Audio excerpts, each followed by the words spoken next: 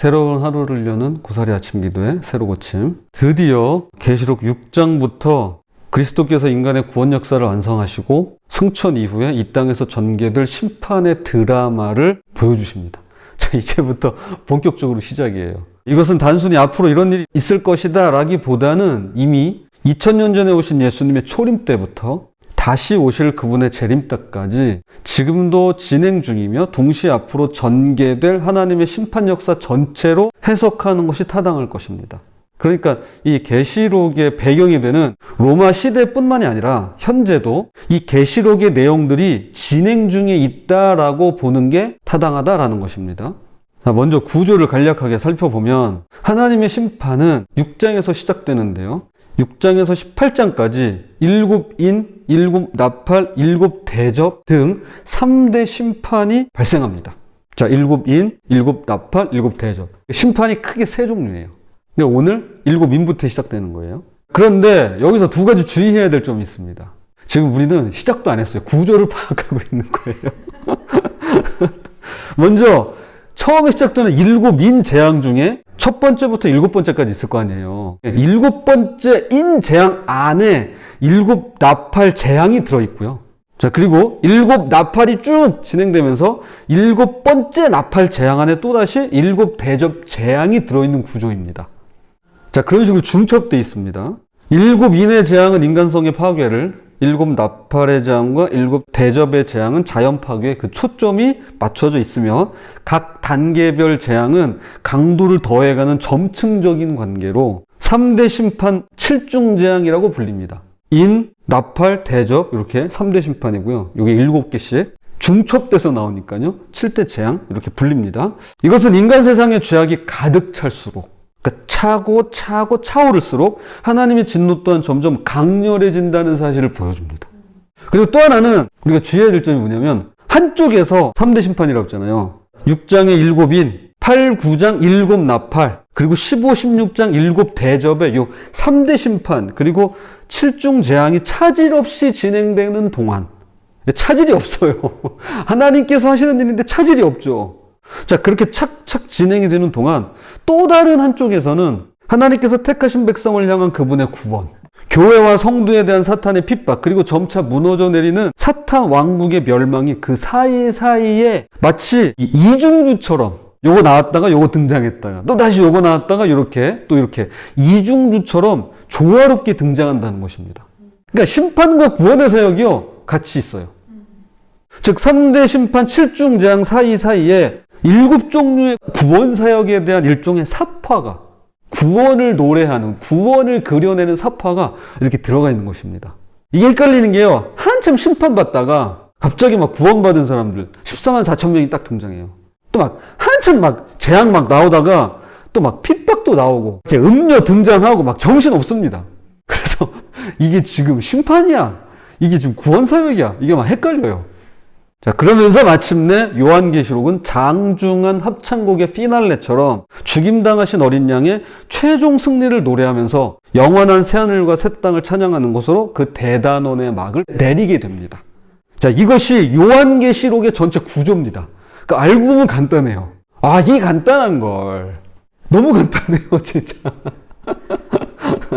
어제 보았듯이 어린 양만이 7인으로 봉해진 하나님의 심판 계획을 열 자격이 있었는데요. 이제 그 봉인이 하나씩 떼어지면서 종말의 심판이 어떻게 펼쳐질지를 보여줍니다. 오늘은 처음 4개의 인에 대하여 살펴보도록 하겠습니다. 자, 4마리 말과 4기수들입니다. 4마리 말이 있고요. 그리고 그 말에 올라탄 기수들이 등장합니다.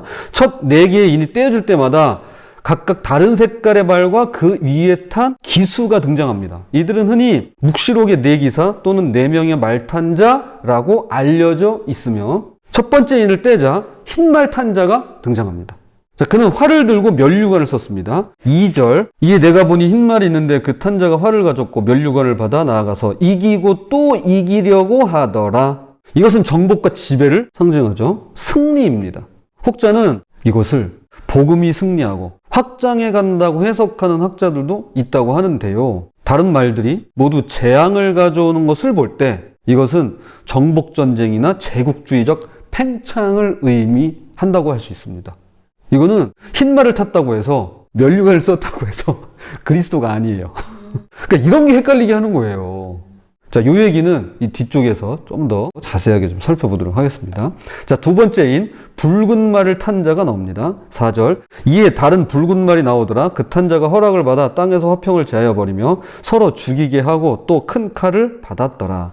첫째 인의 흰 말 탄 자가 나라끼리 싸우는 전쟁을 상징한다면, 둘째 인의 붉은 말을 탄 자는 민족이나 동족끼리 싸워 피비린내를 풍기는 내란을 상징한다고 볼 수 있을 것입니다. 그런데 그 자가 행사하는 권세는 하나님께 허락을 받은 것이에요. 자, 첫 번째 말도 그렇고요. 네 번째 말까지 다 그래요. 다 하나님께 허락을 받은 것입니다. 그리고 하나님께서 허락을 하셔야만 올 수 있어요. 네 생물 중에 하나가 우레소리 같이 말하되 오라! 자, 올라와! 그러니까 들어와! 이제 들어와! 이 이야기가 떨어져야 그 말탄 기수들이 등장합니다. 하나님의 명령이 떨어지지 않는 이상 그 어떤 것도 움직일 수 없습니다. 그 어떤 것도 일어나지 않습니다. 자, 그런데 붉은 말을 탄 기수, 그가 행사하는 권세는 하나님께 허락을 받은 것이고, 그렇죠, 허락을 받아 라고 써 있잖아요. 그리고 그가 지닌 큰 칼은 하나님께 부여받은 것입니다. 그러니까 받은 거예요. 본인 게 아니에요. 본인의 힘도 아닙니다. 본인이 나오고 싶다고 하고 싶다고 할 수 있는 게 아니라 하나님께서 허락하신 거예요. 하나님께서 부여하신 거예요. 하나님께서 주신 거예요. 즉 그의 활동은 어디까지나 하나님의 통제 아래 있음을 보여줍니다. 무엇이든 간에 역사의 모든 일은 다 하나님의 다스리심 아래 있음을 우리가 잊어서는 안 되겠습니다. 자, 세 번째인 검은 말을 탄 자는 저울을 들었습니다. 자, 6절. 내가 내 생물 사이로부터 나는 듯한 음성을 들으니 이르되 한 데나리온의 밀 한 되요 한 데나리온의 보리 석 되로다. 또 감람류와 포도주는 해치지 말라 하더라. 여기서 한 데나리온은 당시 노동자 일당에 해당하는 금액입니다. 그러니까 하루 일당에 해당됩니다. 한 되는 성인의 하루치 식량입니다. 그러니까 일당과 하루 식사 양이 나오는 거죠. 요컨대 기근이 매우 심해서 노동자가 하루 일해서 번 돈으로 겨우 자기 혼자 먹을 식량밖에는 구입할 수가 없다는 것이죠. 이런 시세는 평상시 물가의 10배 이상 비싼 가격인데요. 불행 중 다행으로 이러한 기근 가운데서도 올리브 기름과 포도주는 훼손되지 않고 계속 보존될 것이라고 말씀합니다. 즉, 이 둘은 당시 중근동 사람들의 생필품으로 이것들이 보존된다는 것은 아무리 기근이 심해도 최소한의 기본 식량은 남게 될 것임을, 하나님께서 남겨주실 것임을 보여주는데요. 하나님의 긍휼을 뜻합니다. 하나님께서 아직 철저하게 심판하지 않으세요. 하나님께서 우리에게 베푸시는 긍휼이 있다는 것입니다. 자비가 있다는 것입니다. 자, 네 번째인 청황색 말을 탄 자의 이름은 사망이며 음부가 그 뒤를 따릅니다. 청황색 말은 창백한 녹색이라고 해석할 수 있는데요. 이들은 땅의 4분의 1을 칼, 기근, 죽음, 들짐승으로 멸하는 권세를 받았습니다. 청황색은 시신 또는 시체의 색을 연상시키죠. 이전 세 말의 결과로 대규모 죽음이 찾아옴을 보여줍니다. 이들은 서로 연결되어 있습니다. 정복은 전쟁을 낳고 전쟁은 기근을 가져오며 그 결과 죽음이 뒤따라오는 것입니다. 인류 역사의 비극적 순환을 보여주는 동시에 종말의 때에 모든 것이 전례 없는 규모로 동시다발적으로 일어날 것임을 예고하는 말씀입니다.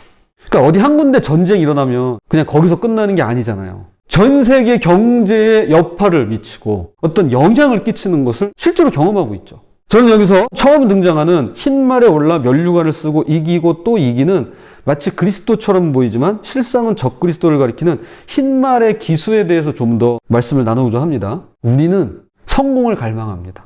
이기고 또 이기려 듭니다. 이것은 세상도 국가도 사회도 개인도 심지어는 교회도 그러합니다. 그러나 생각해 보세요. 이기고 또 이기고 계속 이길 수가 있던가요? 2절에 보세요. 나아가서 이기고 또 이기려고 하더라.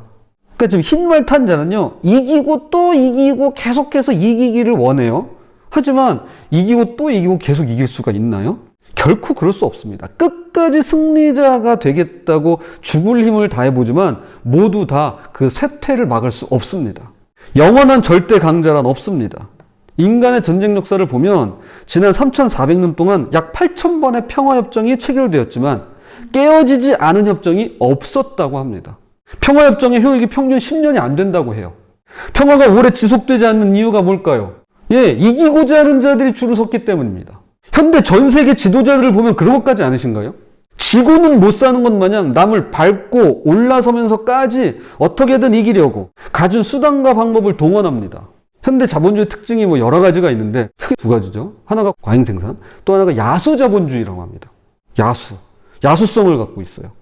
더 많이 소유하고 더 많이 차기 위해서 물불을 가리지 않습니다.